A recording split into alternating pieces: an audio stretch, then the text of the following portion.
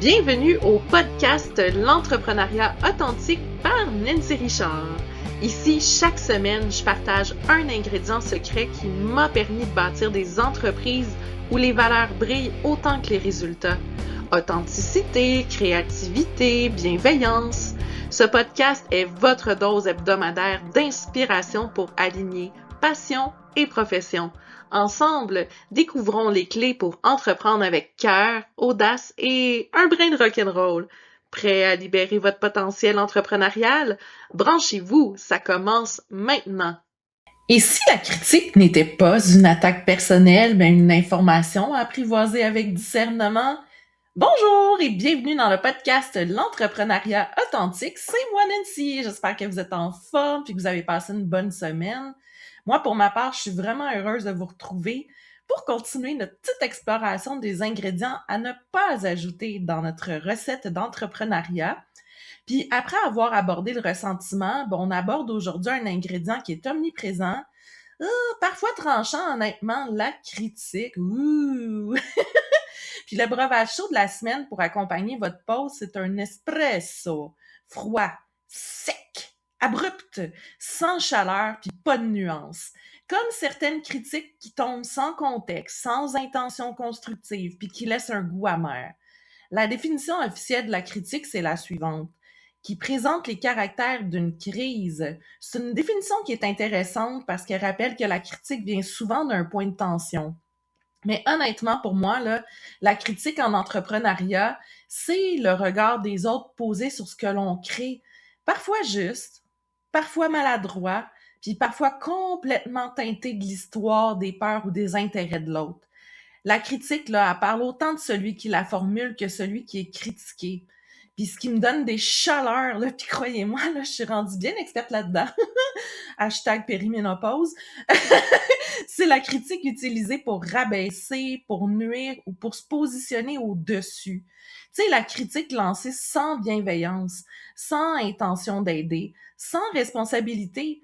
Mais perso, là, je crois aussi qu'il faut nuancer. Si une seule personne critique, parfois on peut passer par-dessus, honnêtement, là.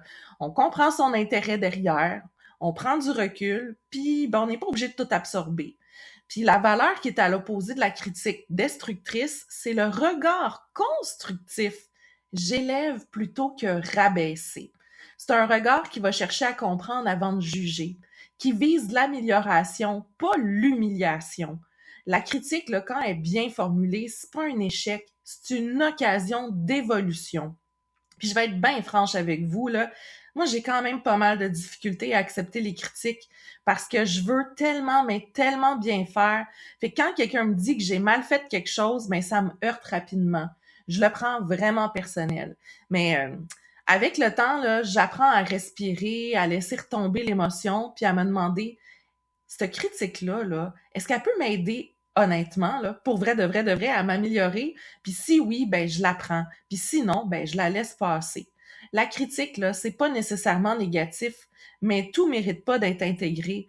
Apprendre à faire le tri, c'est un véritable apprentissage entrepreneurial. La citation de la semaine maintenant, elle est de Magali. L'espoir est constructif, le regret négatif. Moi, je l'aime, cette citation-là, parce qu'elle nous invite à regarder vers l'avant.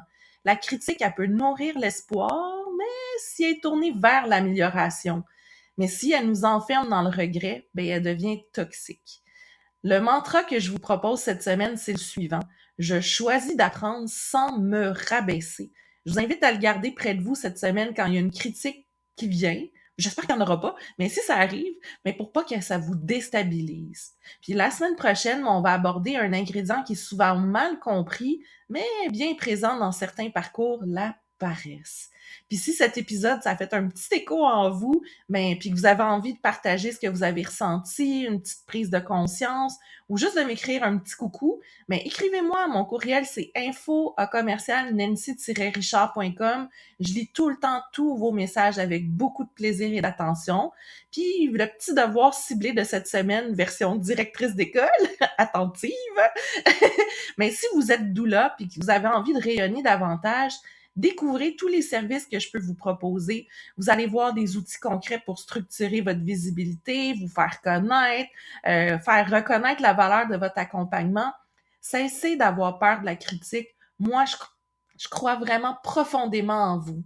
Alors, je vous souhaite une merveilleuse semaine. À très bientôt. Puis d'ici là, choisissez les regards qui vous font grandir. Pour de plus amples informations concernant mes entreprises ou mes services, vous pouvez visiter mon site web nancy-richard.com.